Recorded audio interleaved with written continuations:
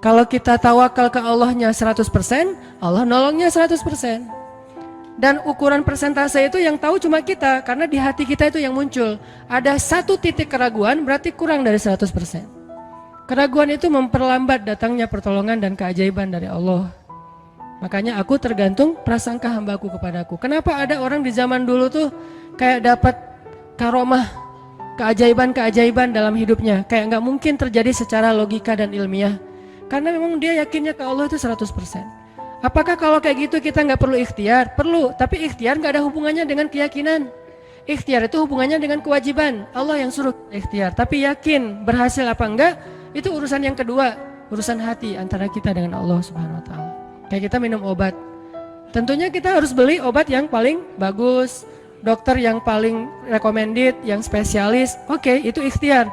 Tapi kalau sampai hati kita terlibat dengan ikhtiar itu, meyakini bahwa kalau ini pasti sembuh, kalau ini kayaknya nggak ada harapan, soalnya dokter juga nggak ahli, berarti hati kita sudah terpaut dengan makhluk dan berarti sudah berkurang yakinnya kepada Allah. Saat itu kita tidak akan melihat keajaiban.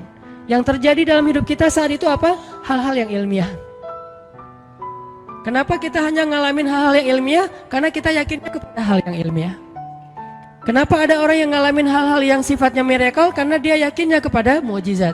Yakinnya kepada aun atau pertolongan dari Allah Subhanahu Wa Taala.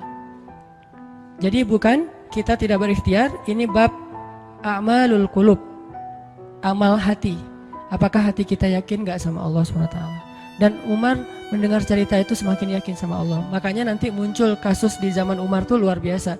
Ini presiden kalau imannya 100% ke Allah, ada masalah di negaranya tuh dia tinggal bilang ya Allah, beres tuh masalah. Jadi di Mesir waktu itu ada musim paceklik sampai sungai Nil tuh hampir habis tuh. Sehingga air sungai Nil nggak mengalir lagi ke ladang-ladang jagung, gandumnya orang-orang Mesir. Dan orang Mesir yang dulunya menyembah anak sapi betina mulai syirik lagi nih. Mulai berpikir, kalau kayak gini mah sama aja. Setelah Islam datang kita tetap aja susah, paceklik. Mending kita doa lagi ke nenek moyang kita, dewa-dewa yang dulu. Gubernur Mesir yang namanya Amr bin As waktu itu ngirim surat kepada Umar ke Madinah. Ya Amirul Mukminin, Mesir sedang diuji oleh Allah dengan kekeringan dan masyarakatnya hampir syirik. Kami mohon bantuan dari pusat, dari Madinah untuk membantu bagaimana mengatasi kekeringan di Mesir. Begitu surat itu sampai ke Umar bin Khattab, Umar nulis balik surat dalam bentuk doa. Bismillahirrahmanirrahim. Ya Allah, turunkanlah hujan untuk masyarakat rakyat Mesir. Dikirim ini surat ke Mesir. Waktu itu ibu kotanya masih Alexandria, belum Kairo. Dikirim ke Alexandria. Malam itu diambil sama Amr bin As. Pas dibaca oleh Amr bin As, Bismillahirrahmanirrahim. Ya Allah, berikan rakyat Mesir hujan yang mencukupi untuk mereka. Saat itu juga hujan turun.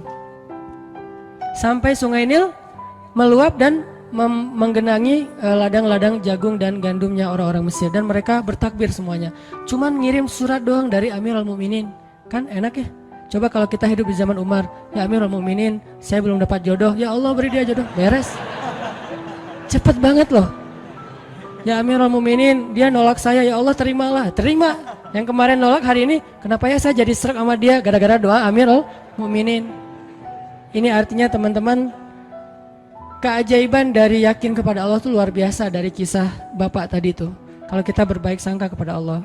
Kenapa nggak ikhtiar? Mungkin sudah ikhtiar, bikin pengairan segala macam tapi belum berhasil. Yang kurang cuma satu, doa. Doa mungkin udah banyak tapi belum diijabah karena doa-doa mereka tidak seajaib doanya Umar bin Khattab. Belum lagi Umar berdiri di atas mimbar. Ini mungkin terkenal nih, kejadian dalam perang Qadisiyah kalau nggak salah. Umar lagi khutbah Jumat di Madinah. Kaum muslimin lagi berperang di Irak melawan pasukan Persia, perang Qadisiyah namanya. Irak Madinah tuh kan kalau naik pesawat sekitar 2,5 jam, 3 jam, jauh tuh.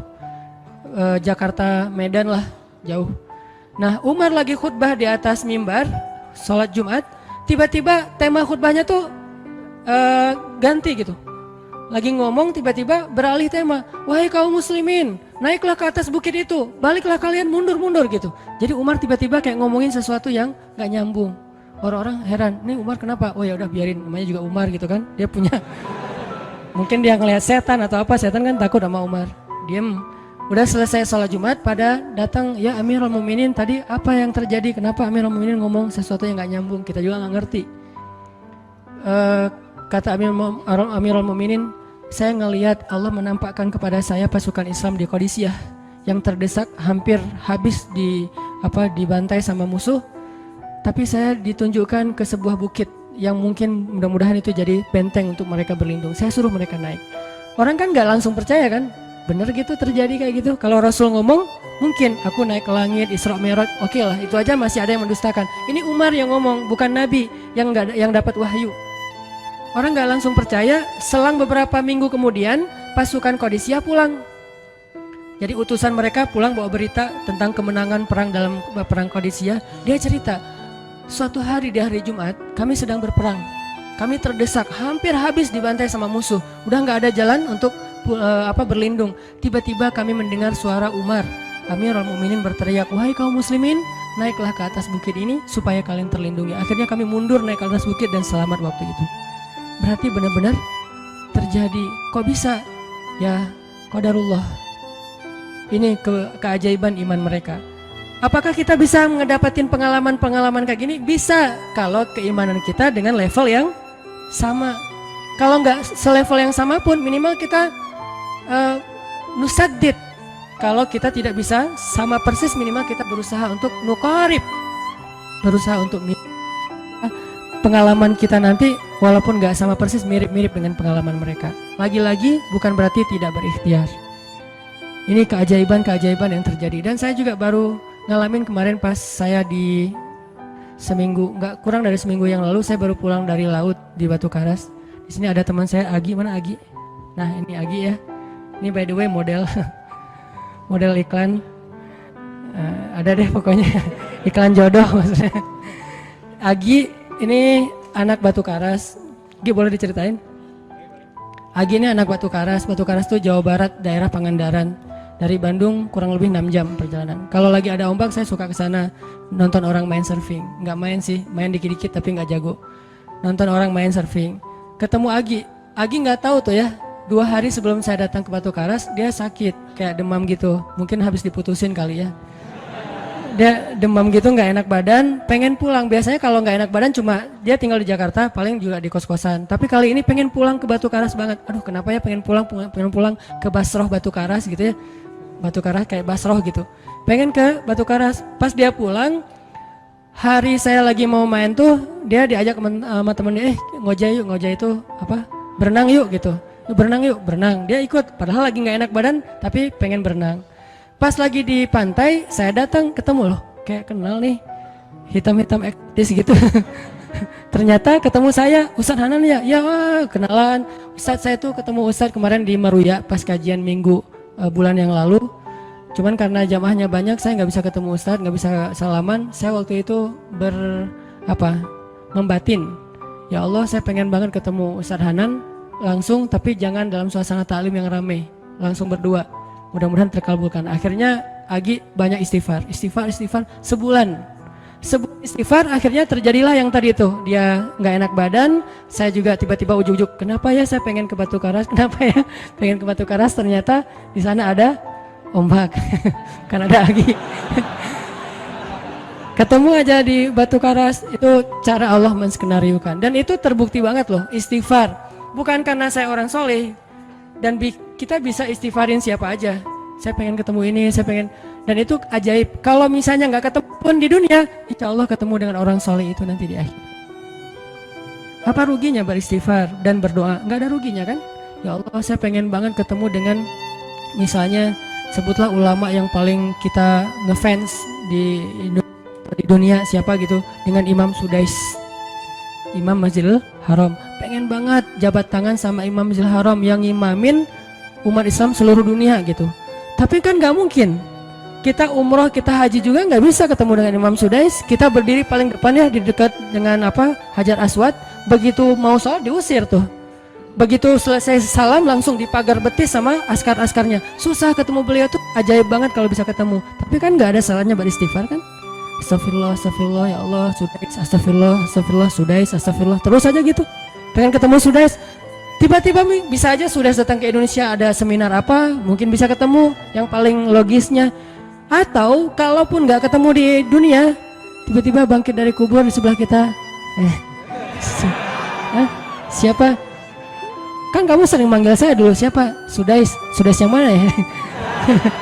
Imam Masjidil Haram, Masya Allah Syekh gitu.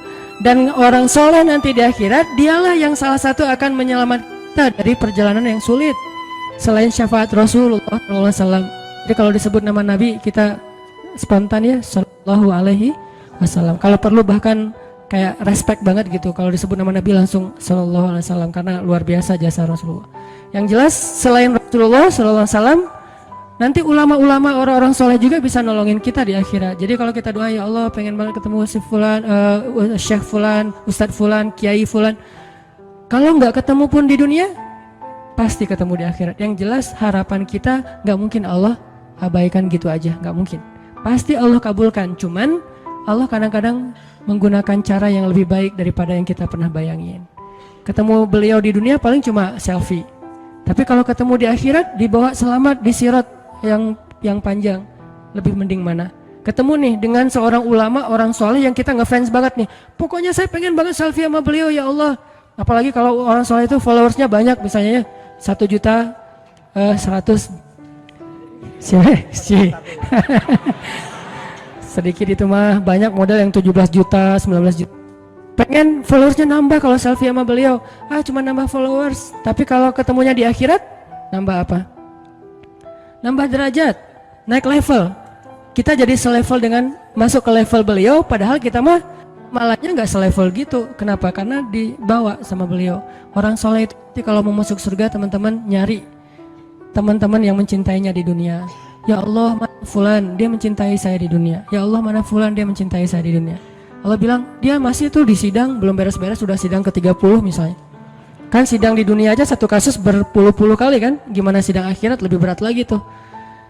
Ya Allah, tolonglah dia, selamatkan dia, karena saya mencintainya selama di dunia karena Engkau. Akhirnya orang-orang soleh pada balik lagi dari surga, balik lagi ke padang mahsyar. Demi ngapain? Demi menyelamatkan orang-orang yang mencintai mereka semasa di dunia. Datang ke padang mahsyar, cari ke bagian informasi. Tolong dong yang namanya ini gitu, panggilin. Perhatian, Hanan At-Taki dipanggil sama Syekh siapa gitu teh. Saya dipanggil, datang aja. Mas, saya yang dipanggil, benar Hanan At-Taki? Ya, mana coba buktinya? Aduh, saya lupa bawa kartu nama. KTP misalnya. Udah pasti tahu lah ya malaikat sama kita. Udah masuk aja, tuh ada yang nungguin di business lounge gitu. Jadi ada VIP lounge-nya gitu kan. Oh, saya boleh masuk VIP lounge-nya, masuk ke VIP lounge. Udah sampai di sana udah ada makanan segala macam, mereka lagi duduk. Kayak asa kenal nih, siapa ya? Dekat Hanan ya? Ya, wah kita sering ketemu dalam doa. Wah, akhirnya pelukan. Ada apa Syekh? Yuk ikut saya ke surga, kan enak banget kan? Terus sidang saya gimana? Udah beres, diberes sama teman-teman saya di saya banyak banget teman di dalam gitu. Saya banyak. Beres kan? Di dunia aja bisa gitu, masa di akhirat gak bisa? Tapi dengan seizin Allah dan Allah ridho dengan kebaikan-kebaikan itu. Jadi gak ada sia-sianya juga. Kita kan dulu saya pernah cerita yang Imam Ahmad bin Hambal kan, yang pengen banget ke Basrah, dan itu ternyata terjadi juga sama Agi. Dan terjadi juga sama salah seorang driver ojek online di Bandung. Baru 2 bulan yang lalu kejadiannya. Saya lagi datang ke markasnya Pemuda Hijrah, kita sering ada kayak rapat gitu di kantor. Markas kita namanya Masjid Al-Latif di dekat Gedung Sate. Datang dari pagi rapat sampai sore. Dan saya pakai baju baju main biasa, bukan pakai baju taklim. Sebetulnya sama aja sih. Nah, waktu itu sholat zuhur di Masjid Al-Latif, saya ngimamin sama asar. Habis asar pulang, karena nggak nyetir sendiri, saya pakai online. Saya order nih, pakai ojek, ada yang ngambil, drivernya ngambil, datang jemput, pulang. Kemana? Ke Cimahi, pulang. Di tengah jalan dia nanya, Mas sering sholat di Masjid Al-Latif itu ya? Saya bilang, ya lumayan. Saya bilang, iya itu masjid rame banget, anak-anak muda pada numplak di situ taklim. Siapa sih itu? Ada imam muda, bagus suaranya gitu. Ntar jangan GR dulu. Muzammil, oh iya Muzammil, ya bagus tuh. Tadi udah GR, ternyata salah. Oh Muzamil, benar-benar Muzamil tuh suaranya bagus banget ya, anak ITB kan? Ya anak ITB ya. Kalau Mas di situ sering ngimamin juga? Ya sesekali sih saya bilang. Dia mulai curiga gitu. Suka ikut talim juga di sana? Ya kadang-kadang saya bilang. Kenal sama Muzamil? Ya lumayan, padahal murid sendiri kan. Lumayan saya bilang. Oh Mas kayak nggak asing nih. Mas tadi ngimamin sholat zuhur bukan? Ya saya bilang. Mulai curiga kan dia. Mas namanya siapa sih Mas? Hanan saya bilang. Hanan? Hanan yang mana nih? Ya.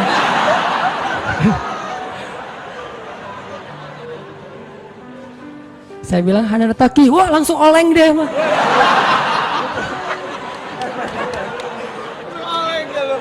Oh, Mas biasa aja Mas biasa aja gitu. Ini benar Ustaz Hanan Taki, benar. Masya Allah, ya Allah, udah gitu kayak terharu gitu, heboh, semua orang pada ngelihat lampu merah lah gitu ya, pada ngelihat semuanya.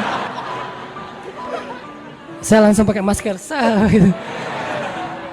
Ustadz tahu nggak Ustadz, saya sebulan ini istighfar terus habis dengerin cerita Syekh Imam Ahmad bin Hambal yang ke Basrah, saya istighfar, ya Allah pengen banget ketemu Ustadz Hanan, tapi jangan ditaklim berdua, jadi bisa curhat-curhatan gitu.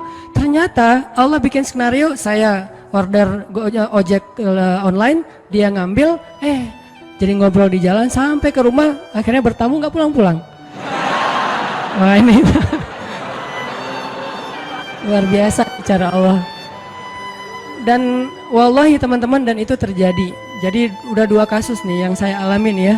Satu lagi yang ojek online tadi, dan dua-duanya hajatnya sebulan Allah kabulkan. Jadi kalau ketemu saya aja sebulan gampang, masa ketemu jodoh bertahun-tahun gak dapat ya? Gimana nih? Istighfarnya gimana nih? Ini terutama buat cewek-cewek nih. Kalau cewek-cewek kan nggak bisa nyari, masa cewek kayak kepo gitu kan nggak mungkin. Pura-pura follow, nge-like, kok dia nge-like terus yang first like lah gitu. Nggak mungkin kan? Cewek kan agak-agak jaim. Ya udah istighfar aja deh. Banyak-banyak istighfar. Tiba-tiba ada yang kesandung jatuh di depan cewek, HP-nya jatuh. Dia pergi, HP-nya nomornya nggak penting sih ceritanya. Pokoknya ada ada jalan dari Allah yang kita nggak ngerti nih, yang jelas bisa. Kita tinggal yakin aja sama Allah, istighfar, Allah yang kasih jalan. Walladzina jahadu fina lanahdiyannahum subulana. Pokoknya kalau kalian bersungguh-sungguh kata Allah di jalan kami, udah kami kasih jalan-jalan keluar yang subul, jamak dari sabil, banyak banget jalan keluar di sisi Allah. Yang penting kita jahadu fillah, berusaha di jalan Allah SWT.